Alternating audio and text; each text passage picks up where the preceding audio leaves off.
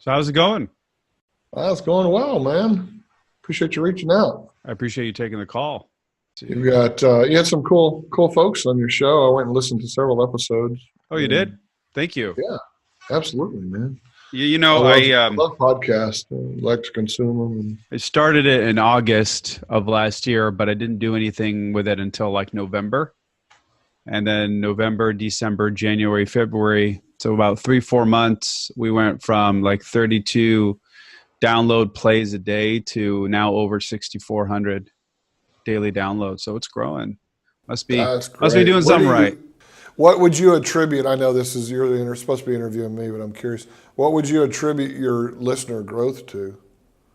Consistency. Since I started doing it, I try to do as many as I can during the week. That would be number one. Number two would be, um, I went from communicating just by myself to bringing on guests that I find very interesting and I want to ask questions about, and that usually makes the conversation a little bit better. And the other thing is that I don't do any scripts. Nothing is pre-planned. It's just off the top of the head. I like to keep it conversational. Um, those are my three facets. But I think the most important is really the consistency. I mean, if you can post a new episode every day, you'll have phenomenal growth. Very cool. Yeah, and since you've Very already got a cool. lot of content, all you got to do is repurpose it. Yeah, we're repurposing that, and then I have about 12 interviews for. I don't know if I told you about this. We've got a show we're launching in the second quarter called The Flop Factor: How to Fail Your Way to Success, Hmm. and I I want to like have you that. on that show. Yeah, I want to have you on that show, and we're I mean, I'm getting NFL athletes, former NFL athletes, celebrities, CEOs of big companies. A lot of people are wanting to come on the show, so I'm excited. I think it's gonna, everybody that's created any success has gone through their share of failures, obviously, Oh, and they love to share that because they want to hopefully give back a little value, and so it's and then everybody either is going through something or has a friend who's going through something, and so I think the show's going to have legs. We're gonna publish a book called The Flop Factor as well, and doing a bunch of stuff around that. So that's awesome, man. Yeah, I'd love to be part of it, and I look forward to hearing more about it. Um, yeah. is it going to be like a podcast show, or is it going to be a YouTube series, or what are you looking to do with it? Everything. So we shoot everything in video first. Okay. So like right here, I'm shooting with you in video. We have two stationary cameras, and my full-time videographer has a handheld camera on a gimbal as well. And so we're capturing everything, and then we're just amping this up over the last 2 months. So, I mean, I've created. I have over 50 info products and stuff from the past days. But in 2013, when I launched Harbor City Capital, I really kind of stepped away from the info marketing stuff. And now we're going back to that, but we're leveraging it to grow our businesses. And I just acquired a show this morning. We got a deal done. I'm buying somebody else's podcast that they just barely started, but they had everything set up and they had the brand I wanted. So we're going to be actually it's one in the investment space, which is my space. It's called the Deal Flow Show. So it's going to the Deal Flow Show, and it's all about bringing in guys, everything from retail investors, large high net worth, but really institutional family offices, hedge fund managers, private equity, interviewing them, pension fund managers, talking to them about what they're looking for, et cetera, and then also bringing on people who are raising money from their first seed round to experienced entrepreneurs that might be on their C, D, F round or whatever. But and just talking about what people are looking for, what they're doing, that kind of thing. So I'm really excited about that show. It's going to be a lot of fun. So how did you get into, what was the first thing that leveled you in to become an entrepreneur? Was it starting your own business? Did you work underneath somebody? What was your first product? Yeah, I used to drive around in high school. I drove around Tyler, Texas, my hometown, looking at buildings, wondering which of them would be big enough to house my entrepreneurial empire. And I don't come from a family with money or anything. My dad and my granddad were both ministers. My family, I spent my childhood traveling the United States in a 32-foot motorhome, and I went to like 13 high schools in 12 years and things like that. It was, or 13 schools, you know, so we moved around a lot. And so finally, my last 2 years of high school were in Tyler, Texas. I lived with my grandparents. I finally settled down a little bit in one place. And I caught the entrepreneurial bug. My uncle was an entrepreneur, built a construction business. But other than that, I really wasn't around it. But I caught that bug, and I started my first company at 19. It was a Christian t-shirt company.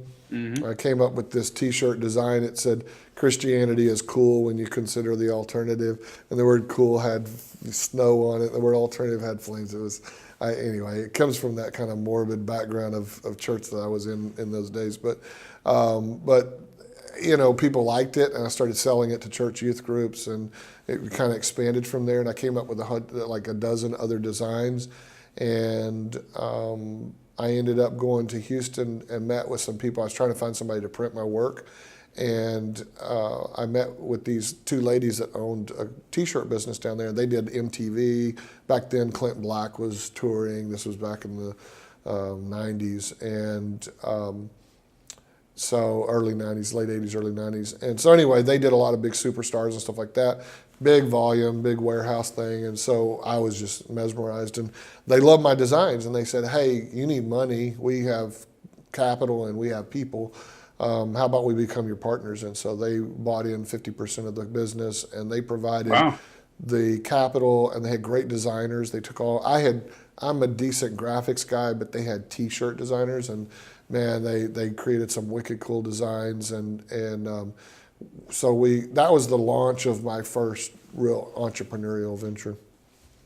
So what are you doing now? You kind of have your hand in a lot of different things, right? So you got information products. What are those revolving around?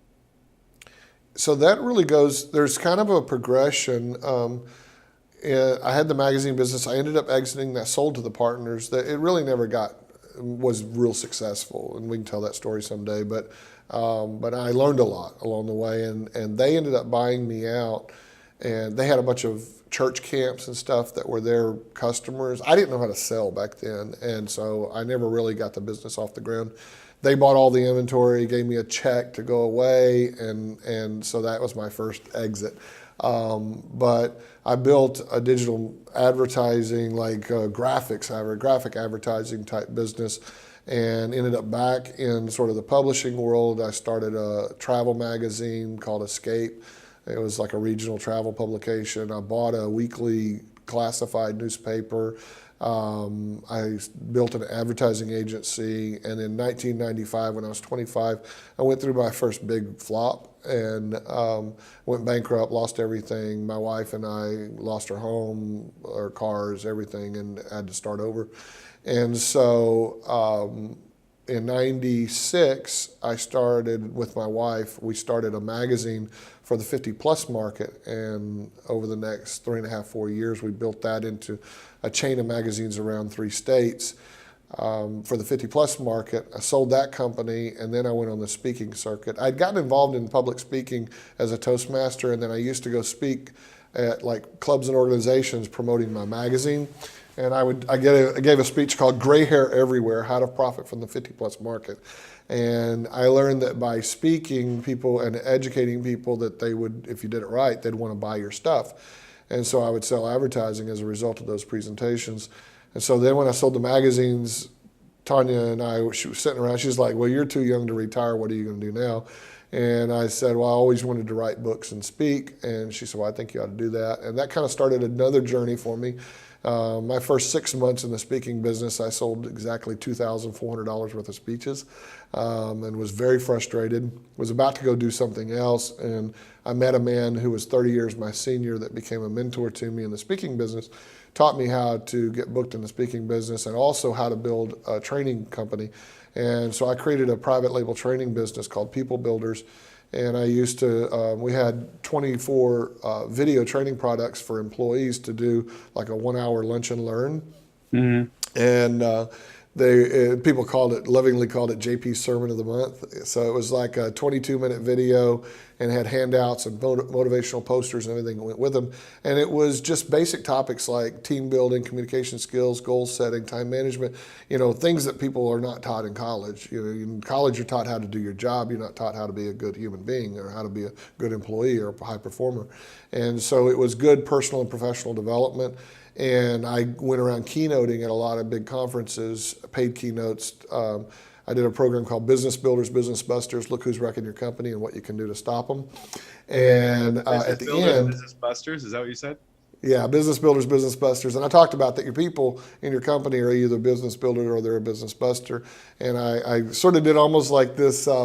Remember Jeff Foxworthy? Did you ever hear him do you might be a redneck? And so I kind of did a thing like, if your people are doing this, they're a business builder. If they're doing this, they're a business buster. But anyway, I had this juxtaposition against those two things. And so then at the end of my speech, I would say, look, it's the chosen few who get to come and hear me speak and then go home and try to change the forgotten many. It's the owners and managers of the companies that get to go to the conferences and hang out at the resorts. Then you go home and your employees all say, oh, here she comes with the sermon of the month or whatever, the flavor of the week, the latest self-development thing they've learned. And your employees roll their eyes. Well, how do you develop those people? Here we have a program called People Builders. It's a monthly. So I sold it. It was a private label training. I sold it on subscription basis. And we would partner with franchise companies, associations, trade groups, and we would put their name on the top, and it'd be like the ACCA for Air Conditioning Contractors of America, ACCA People Builders, or the Apartment Association, National Apartment Association People Builders. And so I'd do the videos. This is back in the days we had VHS tapes, and I'd go in the studio and we'd have 3 cameras, and we have the teleprompters, and we'd roll the script. And I'd say, hello, I'm JP Maroney, and welcome to the ACCA People Builders, blah, blah, blah. And then we'd cut, and we'd do like 10 or 20 versions of that. It was like a PLR.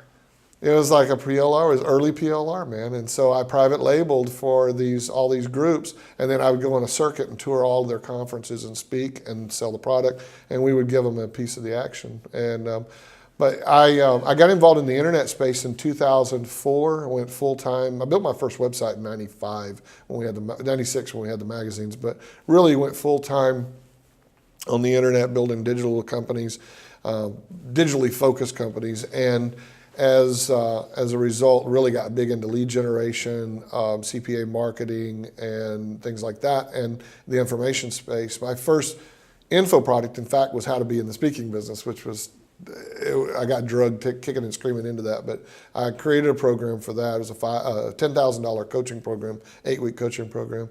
And that then spawned like a series of info products. And I did a lot of audio products in the beginning. And then when webinars hit in maybe 06, 07, 08, somewhere in there, I jumped headlong I bought a GoToWebinar account. I mean, I had a legacy account. That was back in the day. It was like $89 for a month or a year for GoTo. It was cheap. It was like crazy. And my biggest year, 2011, was insanity. I did 300 webinars that one year. Wow. And created a ton of product. And, were they live? Yeah, so I was a big believer that you let the market tell you what they want. And so I would do a webinar. I would have some indication from people, like, for example, I was doing a program on speaking. I was doing a coaching program about how to be in speaking. People say, well, how do you do a coaching program? I said, I'm going to do a program on how to do a coaching program. So I taught an 8-week class called Coaching Cash Cow. And while I was teaching that, I was selling it using webinars. So I'd do an introductory webinar. We all do this today, and people, I mean, this is old news now, but it was big back then, and, I'd get a few hundred people on a webinar and close 10, 15, 20% of them. And so people were like, that's pretty cool. How do you do webinars? And I was like, I want to do a program on how to make money with webinars. So I just, product after product. So I had Coaching Cash Cow, Webinar Cash Cow, List Building Cash Cow, Fast Product Formula, Fast Book Formula. I had all these programs. Product Formula was yours? That's me, Fast Product Formula. I remember that. Yeah. So I had since I was 17 and I'm 34. So I know Okay. all this shit. Yeah. And that's funny because I remember that course. I remember that course. Yeah, it was funny because there's some top guys in the industry right now. One of them, he introduced me on a webinar. This is a few years back, but he was like, I was making $11 an hour as a painter when JP was a rock star, and I used to listen to his webinar. You know, it's funny because now I'm like, somebody the other day, and I'm going to use this too, man. I'm milking it big time. Somebody the other day called me the godfather of digital media. So that if somebody else says it, it must be true, right? But yeah, I built a lot of info products. So this was all coming about in 2011. I was watching a TV show, and they had some I've never been around the capital markets at all, hedge funds, private equity, none of that. And 2011, I was out watching a TV show, and I heard some guys on an interview talking. One of them was an alternative asset manager that did some really esoteric investment classes. And he said, yeah, as long as we know we can put $1 in and get something more than $1 back out in a reasonable period of time, we'll consider that asset class. And he said, therefore, we invest in racehorses and art collections and all kinds of weird stuff. And that night I was out walking the dog, and I was like, well, that's what we do with lead generation. You know, we put $1 in, we generate a lead. That lead's worth, only in leads, in the digital space, you could put $10 into advertising and generate $30 or $40 worth of revenue or whatever. I mean, it can get crazy on you. And so I was like, man, if I had a fund behind that, I had other capital when I was running a CPA offer, when all the other guys had to stop and wait for payday to be able to buy more ads. If I had a fund, I could just keep going. And that was the seed of what I created Harbor City Capital around. And I dubbed it Digital Marketing Arbitrage. And back in 2013, I took my first outside friends and family money and started. The first 7 weeks, I was up 60%. So for every $1 we put in, we've gotten back $1.60. And we just kept scaling, and we were doing little stuff like we was doing like a Lgion for an ebook for a real estate training company, and we got paid $3 for every opt-in for this book, but they were costing us like $1.81, and so we were just making bank. We put in $1 and making back serious, crazy ROI. And I brought a guy on that had been in the CPA network, so he had a lot of relationships. We really started scaling into other niches and industries. Today we're in over 20 verticals, doing lead gen. To put it in perspective, we just brought in an account last week. They want us to generate 1,000 life insurance leads a day, 1,000 auto insurance, and 1,000 health insurance leads a day, like in the $25 to $30 a lead range. And so those are the kind of accounts we look for today, is stuff that's, a 7-figure plus a year account. We're raising capital like crazy. We issued a bond offering for the first time in fourth quarter of last year. We closed it out in 6 weeks. We raised $1 million with that just to prove out the model. We just opened another round, second round of that. And if what's happening right now in the next 2 days, we're probably going to be oversubscribed on that. We'll close that, open another one. And our goal is to raise $100 million this year with the bond from retail investors. So it's a 506c, so we can only take accredited investors. But the goal is to raise $100 million this year with the bond, and then next year our goal is to raise $1 billion in assets under management with more institutional level investors. So we have kind of parallel paths running right now. We're building with retail investors, but we're building relationships with institutional quality investors to build something even more substantial. I thought I was going to have the deal inked today.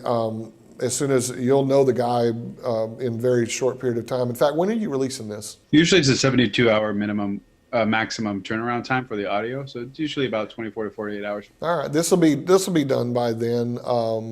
I have a new partnership. We just formed a growth funding company called Harbor Shark between myself and Kevin Harrington. He was one of the original sharks on Shark Tank, and Yeah, so we just formed a company together, and we've known each other for a few years, and we've been talking about this, and it literally took us like a year and a half to finalize this deal, just because we were both so busy. But we finally got it all done, and so we're going to be raising money inside Harbor Shark as well, and doing growth funding for companies that already have good traction. They just need money for marketing or inventory or things that will help them accelerate their velocity, and Or so scale their that's business. yeah, big time scale. So and that it marries very much with our skill sets and our what we do. And then of course we're making some acquisitions. We bought a small software business last year, and this year we're stepping up, going to make some more acquisitions with our own money and with syndicated deals. But really next year, as we raise some institutional money, we plan to really amp up the acquisition side with private equity side of our business. That's incredible. So, so essentially, this fund is to help with your lead generation company. Is that going to be your brick and mortar? Like that's your bread and butter is your lead gen company? Yeah, yeah. When people say, "What do you do right now?" Because you could get lost in saying, "Oh, we're going to do venture capital," and all that. So when people say, "What do you do?" I say, "Look, we solve the number one problem that all businesses face, which is how to get more clients." We're really, really exceptional at doing that on the internet. So we leverage internet technology to bring new customer leads to businesses, and to fund our growth, we use outside capital. So yeah. And so, in the midst of that, you're also building multiple other businesses around that, right? So you're getting capital from here, starting this business venture, essentially. I feel like you would benefit from building like a media company. Like That's funny because that you say that. It's very intuitive. I told my COO, Jay Benoit, a week ago. I said, because I come out of the media world, magazines and all that. well, And I media told him, 2019, right? So right, digital, all of right, what digital. you're doing right now, but on a greater scale.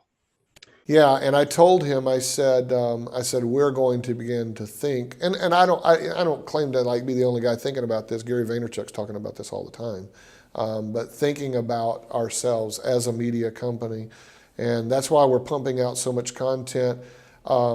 I plan to revive. So my People Builders brand has been on the shelf for years now, and we still own that domain. I paid $2,000 for that domain back in 1999. I bought it from a guy. He wanted 200,000, and I ended up talking him down to $2,000. But the the point is that what I'm thinking about is now, like the Deal Flow Show, People Builders. I see People Builders actually being a platform with multiple channels in the personal development and improvement industry, with lots of hosts, lots of experts, influencers. We're working really hard to perfect this. Gary talks about pillar content. I've been doing a version of that with book writing and stuff for years, where we record content first. And but we've mapped out what we call a content machine, where we're turning, like even today's content, but everything we do now is becoming content, and we're amping that up. I mean, we've only been putting out 3 to 6 posts a day, but that's about to just go really goofy, because just today I've captured about 3 hours worth of content. Right. And then you could dissect that Class into micro content. yeah, so it's really crazy. But I want to do it across. I have this lady that is one of my investors. Amazing. She was the first. In fact, I think she's the only African American female oceanographer ever. And she's got like a presidential award from Obama. She's a scientist, amazing person. We're about to put her through this whole thing. We're going to create an entire content machine and body of work and a book and everything around her. And I really do see that for the future. Both as we make acquisitions, we'll take somebody in each company and build a body of content around it. I think it's a great model, and I love your insight of looking at this from a media. Who was it? Spotify bought Soundcloud, Anchor, but they also bought, what was the other company they bought that's a podcasting platform? I mean, a content platform. I'm not sure. Let's see. It was some company, it's somebody that's got a bunch of shows, I think. Was it Gimlet? Yes, I think it was something like Gimlet. that. Mm-hmm. Yeah. Don't they have a bunch of shows? They're a content Yeah. media company. They're a media company. Yeah. I mean, look at Gary Vee. So I just spoke with his brother recently, Right. and the whole thing with being a media company. So like his agency is a machine that allows him to buy companies, to buy things, resurrect them, and funnel it through, which I think is a phenomenal strategy. But he's also buying publications. He started the company 1:37 p.m., which is a media-based company. It's a publication company, and then the female publication company, I forget the name of it, that's derived, towards females. And it really got me thinking. So like this year, my goal is to take my personal brand to new heights, is to really go as hard and heavy as crazy, go from 200,000 followers to 1 million organically, strategically. I'm going to be buying media and doing shout outs with influencers and paying them and stuff. But I'm talking about like targeted growth, and then stepping up my content. I'm going to have a videographer, hire that, bring them on. We've got a full service digital agency, but I'm going to like build a team around building my personal brand that will filter through everything else. And I think with everything you've got going on, the structure and the building blocks and basically you've got established, I think you could really do it. I think you can build a media company that will literally overturn everything else you have going on and really help lift it to new heights. I think that would be phenomenal. I think it would really encapsulate what you're trying to do here overall, in the next 10 years. I agree, and that's exciting. Have you done paid shout outs before? You mentioned that. Yeah, so not shout outs. I don't like shout outs. I have a list of influencers that I communicate with that I will use for my clients when they want to do, basically the best way to do, and I can send them to you, guys that I've worked with personally for my clients. And for myself, essentially what you want to do, the best thing that works is finding an influencer that is within a niche or niche within the industry, right, that you're trying to personify. So if you're like entrepreneur or business owner, you want to find something like that. If you're like a creative musician, YouTuber, vlogger, whatever, you want to make sure that you match that. And then essentially what you want to do is you want to build a professional video reel, no more than a minute, and have it posted and let it live there for 24, 48, whatever, how many hours. And then you want to look for their engagement. So that's why it's really hard to find an influencer because they can have 10 million followers, but their engagement is shit. That doesn't matter. That doesn't make that. Yeah. That's not going to help you any. I'd rather go for 100,000 followers with a 10% engagement or higher, right? Because that's going to give me quite a bit of, that's going to give me at least an additional 1,000 followers, right? So that's kind of how you have to look at it. That helps tremendously. Also, Instagram stories really, really helps from influencers. But like people undervalue just running ads with a call to action to running an ad that is a video reel targeting the right people and then actually getting them to go to your profile and doing it that way. It's really good ROI. It's, cost of attention is cheap. So those are the two. So buying ads with good content, but driving them to the profile and hoping that they'll follow. Is that the basic idea? Correct. Yeah. And you get followers at a reasonable cost per acquisition. Oh yeah, absolutely. Cool. Yeah, we did it on Facebook years ago. You do it with Instagram. If you're going to run it with Instagram, run it with Instagram stories. Look at it. Okay, look at it like this. Think of it like YouTube. YouTube is a great platform for high ticket services, high ticket products, events, coaching, all that good stuff. Webinars, taking people to webinars. It's great. It's a mini commercial. The same thing so a lot of these guys will use YouTube also to get people to subscribe to their channel. It's the same methodology, except instead of using YouTube, you're using Instagram. Instagram stories is huge. Look at Instagram TV. You know how underutilized Instagram TV is? Like I shoot myself in the face every day. I'm like, why am I not doing more with Instagram TV? Like this is and the new update where you can literally have a preview in your newsfeed. And so people can continue watching the full video on Instagram TV. Like there's just so much technology out. You just have to keep up with it. Yeah, that's, it is. And every platform has its nuances. That's the crazy thing. Absolutely. Absolutely. But now that they've got long form video on Instagram. That's huge. And I think it's being underutilized, and not enough people are using it the right way. And the ones that are using it are capitalizing on it. I mean, like the Gary V's of the world, you know? So Yeah. Yeah. Very interesting. it's fun talking to another internet marketing guy. Makes things interesting, you know, most of the I time. love this world. I mean, that's definitely Me too, man. in my blood. I started with affiliate marketing. I'm 17 years old. By the time I was 18, I was making like $3,500 a month, just promoting other people's products, creating backlinks upon backlinks, creating silo sites, doing all sorts of SEO that was just full of spam. It was fun. Better times, man. Better times back then. We're doing something where we've been mapping this out for a little bit, and we should be ready to roll something out probably within 6 months that kind of ties that old world of affiliate CPA marketing to a whole fresh look with a distributed model that I think we can give products like AdSense a run for their money, big time in terms of site monetization for content marketers. Yeah, I think it's gonna be massive. Yeah, you know, one of the worst things that happen as a content marketer is you monetize, but in order to make a buck, you send people off your site. and what we're doing is going to allow them to monetize. It's almost counterintuitive. It's counterintuitive. It is 100%. And what we're talking about doing is going to allow them, the site owner or content owner, to monetize and keep the people on their site. So. Plus, I mean, just using YouTube as a platform right now, I mean, if you don't have clickbait in your titles anymore, good luck getting yourself, even if they're your subscribers and they've got the bell selected and they're subscribed and they watch most of your, it's just, they're making it so difficult. It's just beyond. That's, you know, and they do that because they want you to spend money on their ads platform. Sure. Yeah.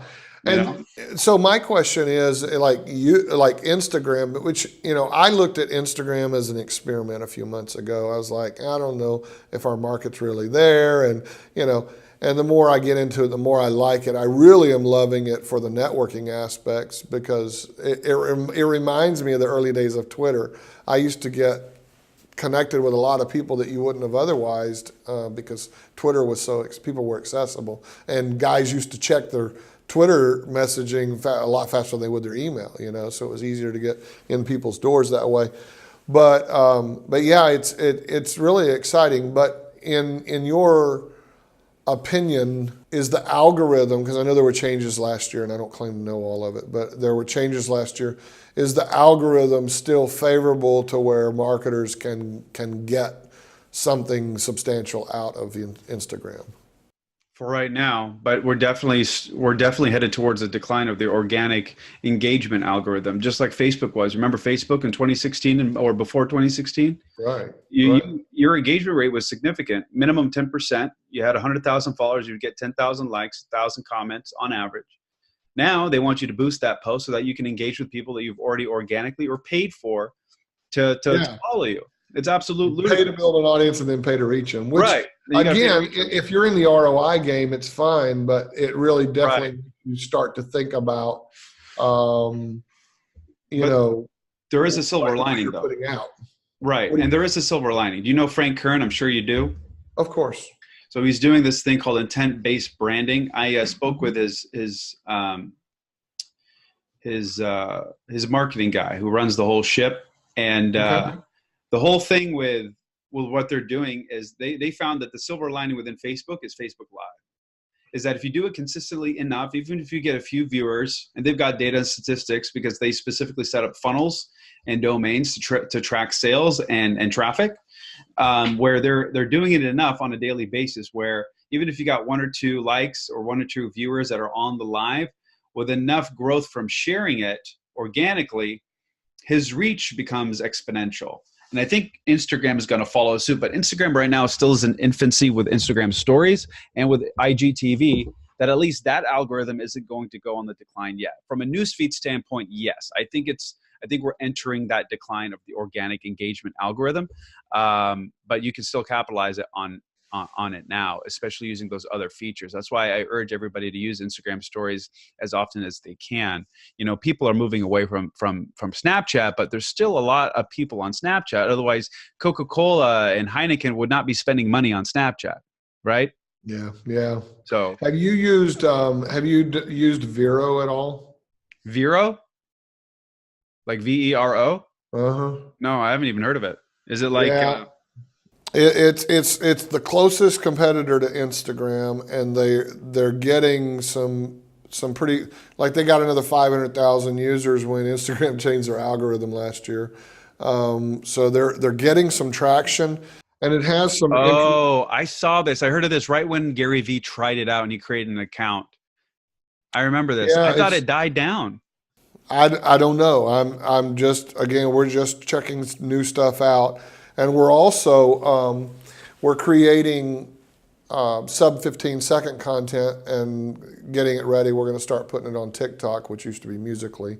Yep. Um, Yep. So, you know, we're just, and we're doing some different things. Like, I'm trying to we're trying to dabble into a kind of a hybrid entertainment space. It's fun, is what it is. It's like being in a laboratory, you know. And I know. I get it. I'm always wanting to test. Well, we should. I know you're busy and you know whatever, but one of these days we should do something. I'd like to partner with you on something. Do something. Where are you at? Fun.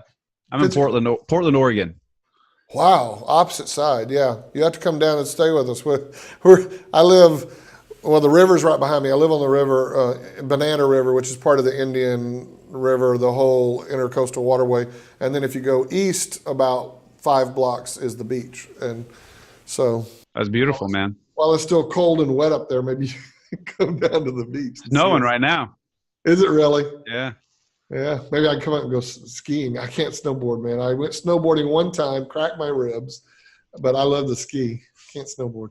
I'm terrible at both, so no worries. Are you? Okay. Oh yeah. Well, man, this has been fun. Is there anything else? Is there anything I can do for you to be of value to you? Just to, reshare the content. I'll send you the links, and I'll send you the for the news feed, and I'll put it on story, and I'll just send them to you. If you wouldn't mind just resharing it, that'd be wonderful.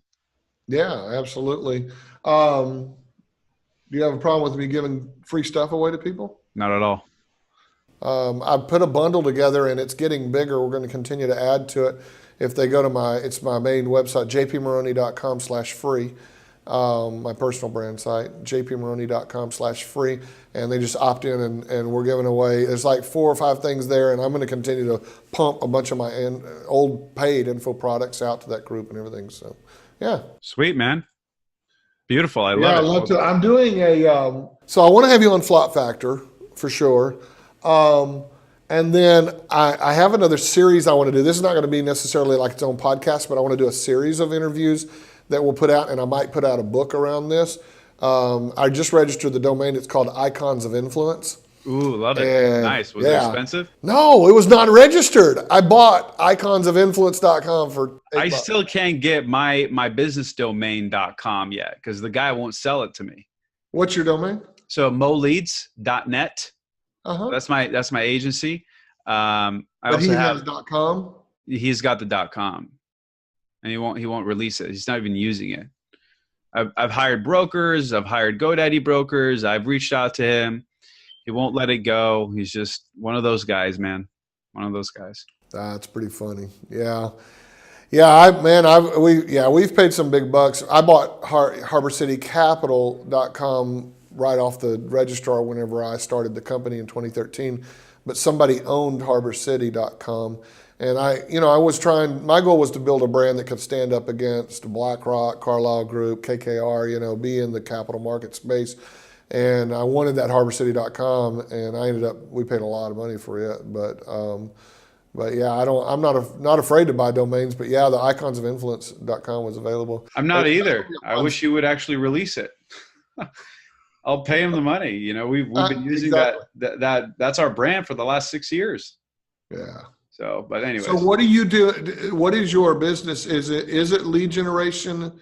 So we do direct response marketing, influencer marketing, social media marketing and management, personal brand development, or intent-based branding. And so we build funnels. We do all ads on all platforms, anything that you can think of from a digital standpoint, from an advertising standpoint, as well as we'll do websites. Like we started with websites. We try to move away from websites and get them more into funnels.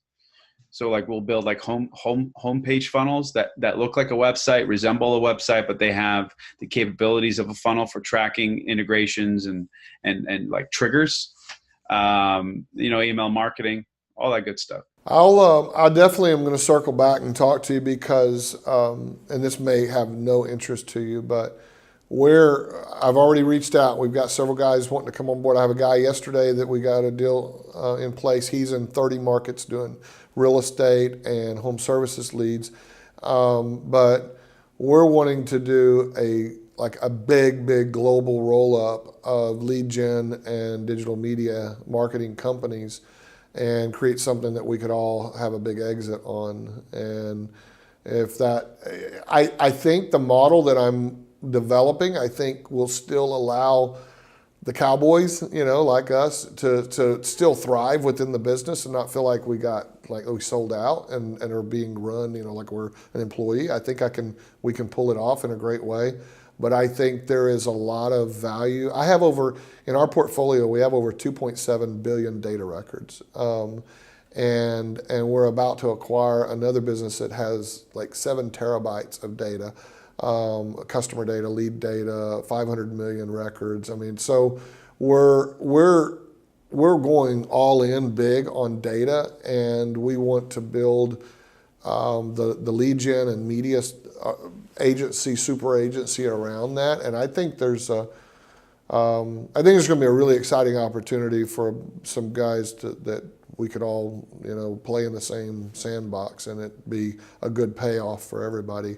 It sounds fun. If that interests you, I'd love to have that conversation. Yeah, absolutely. That sounds fun. A lot of guys that tend to present me any kind of offers like that have had zero experience or very little. And, they've managed somebody's Instagram account. I'm like, dude, this is my business. I've been doing this for 17 years. Don't come at me with that stuff.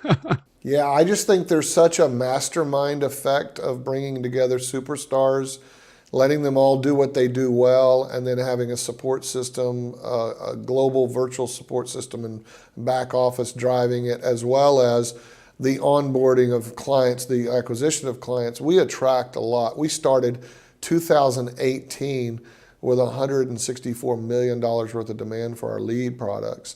And so that we've been in capital raise mode. We know that some of our growth is going to happen organically, but we really are looking to acquire and to roll up and partner with people to leverage off of skill sets and stuff.